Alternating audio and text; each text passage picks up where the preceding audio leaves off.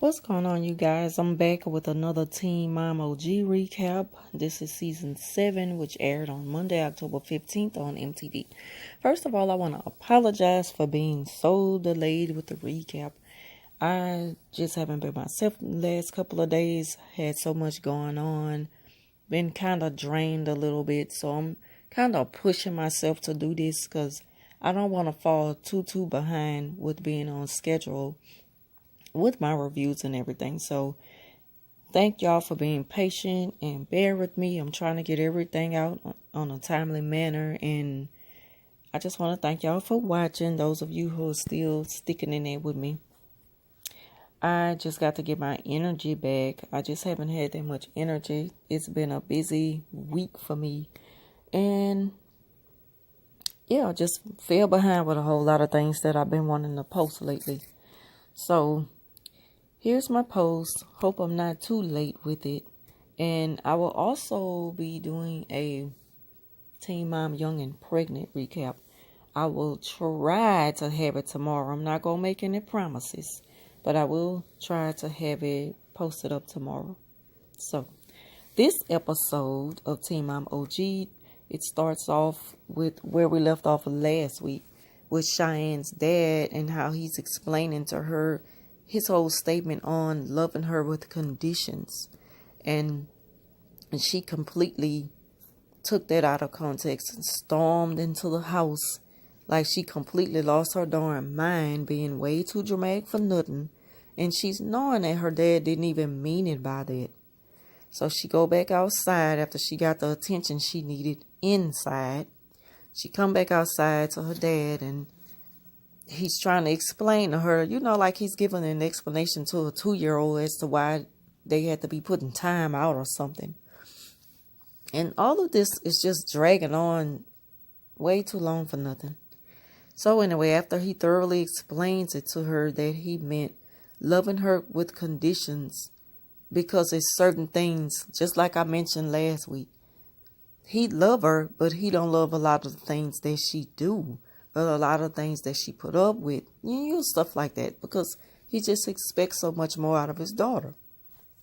So Tyler and Caitlin have decided to go on Dr. Oz's show and talk about depression and how the both of them been dealing with it, along with marriage and other issues.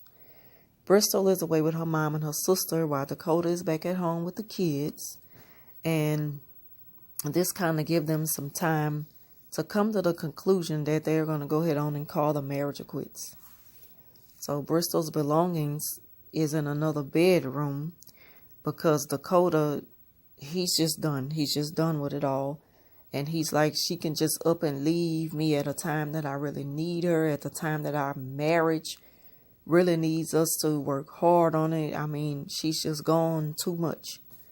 So Bentley is still away at his grandparents' house, Ryan's parents, and Macy says although she filed for like a order of protection after Ryan made a threat to them, her and her husband Taylor, a couple of weeks ago, she said there's no hard feelings to Ryan's parents.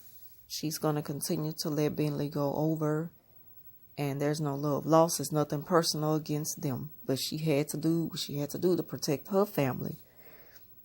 Also, she had been looking into PCOS after her own diagnosis with it, and I guess having to be hospitalized.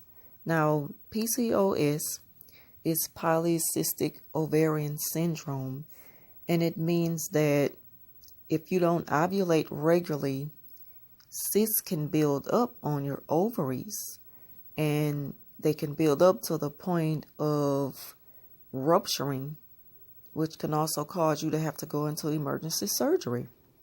And so she'll be the first advocate for this. And with doing so, she would have to travel to Washington, D.C. on Capitol Hill to go and speak about it. So, she's getting calls and stuff, and people are really behind her and supporting her, being the very first spokesperson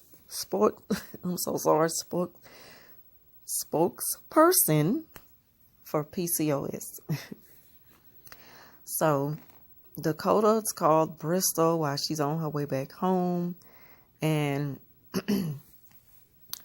he's just kind of letting her know that, well, I went on to decide it, but she won't even let him get a word in before he can even say anything.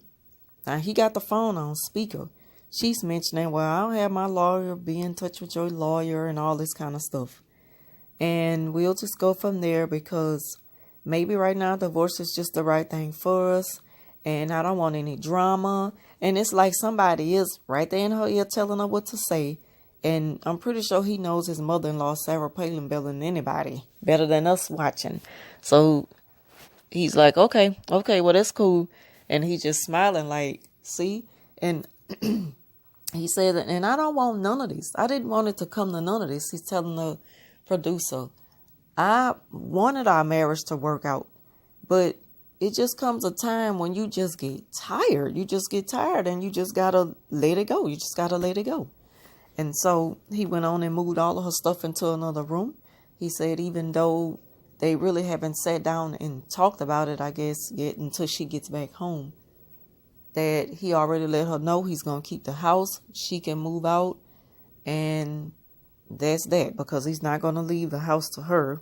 But I'm pretty sure both of them already know they'll be straight, however it comes to an end. And money is not going to be an issue either. They're both going to still be able to support one another and be the parents they need to be to the kids. And that's about it. And so it just seems like he was right about her mom being in the midst of everything. Being like right there in her ear. And she even made a comment. I'm talking about Sarah Palin, Bristol's mom. She mentions it'll be all good when it's all over with. And it'll be so good if they can come there to the house and see that he is just completely gone. I'm like, you don't even have nothing to do with that. You show everything of a person who need to just mind their own damn business. Your daughter's a grown woman. Let her take care of her own marriage or whatever it is left of it. But you don't need to be telling her every single detail, like everything to do. Let her figure that out on her own. She's doing good so far on her own, other than when she's in her ear.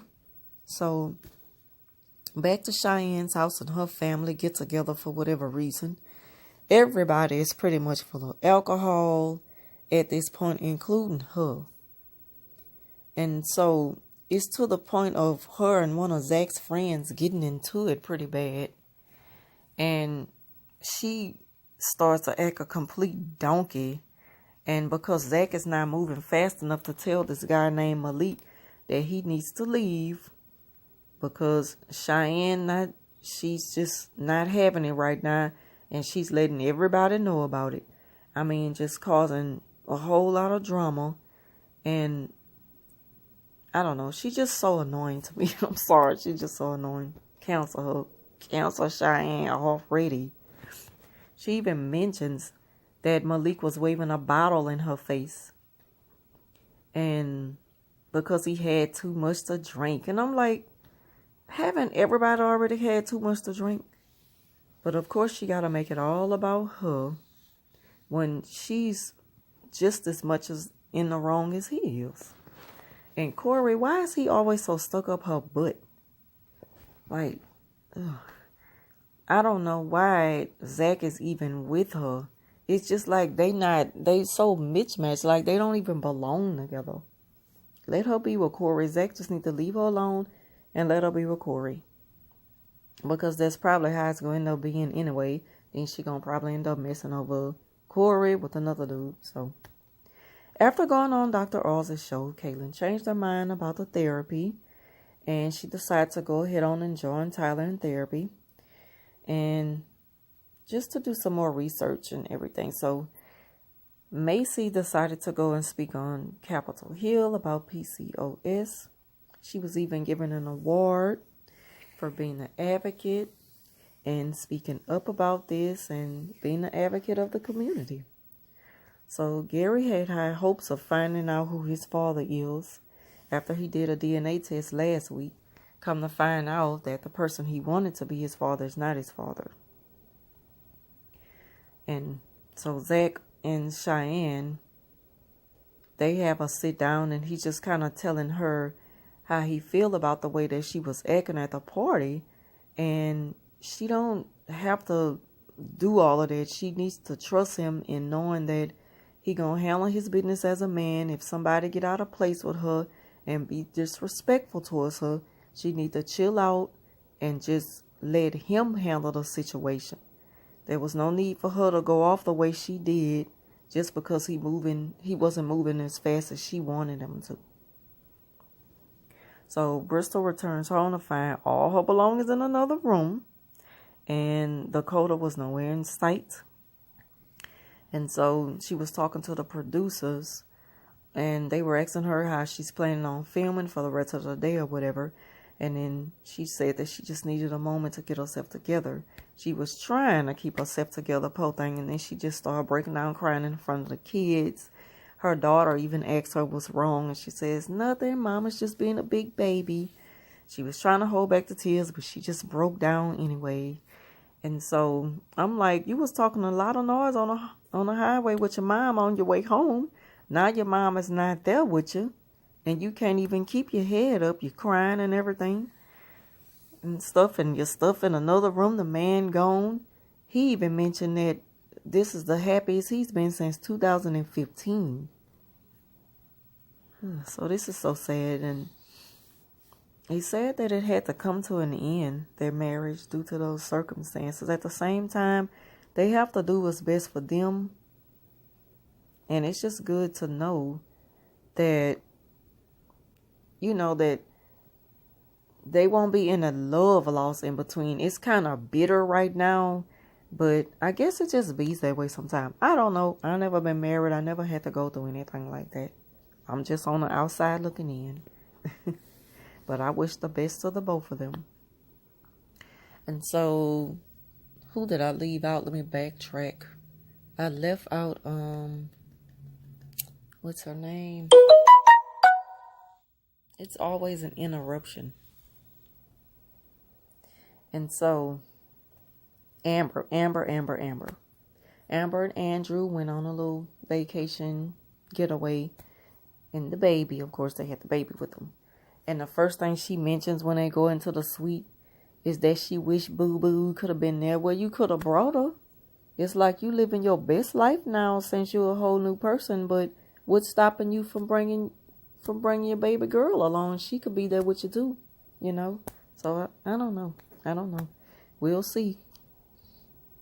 And then it comes to an end with Tyler. He's out playing pool with his boys and just talking about how everything was in the house before Caitlin made it back home. And now he just got to get used to doing things a whole different way. And he just hated. He just hate the way things have turned. And it's just unfortunate that their marriage has taken a turn for the worse, especially during the time that they need each other the most. So he also said that marriage is a bitch. So this concludes tonight's recap of Teen Mom OG. If you enjoyed this video, please give it a thumbs up. I want to thank y'all for being patient with me. I know I've been delayed with everything. I just haven't had the energy this week. I just haven't been myself. I'm trying to get back there though. And then it's just been a rough week at work along with other things. Not nothing bad though. Not nothing bad. But I'm getting there. I'm getting my energy back up. I just been off my rocker a little bit.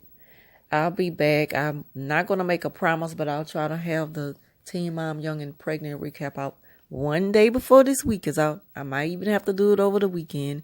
But I do want to stick to the schedule of Monday through Friday. I might be off a little bit this week, but I promise you I'll be back on top next week. So I want to thank y'all for watching as always, and I'll talk to you soon.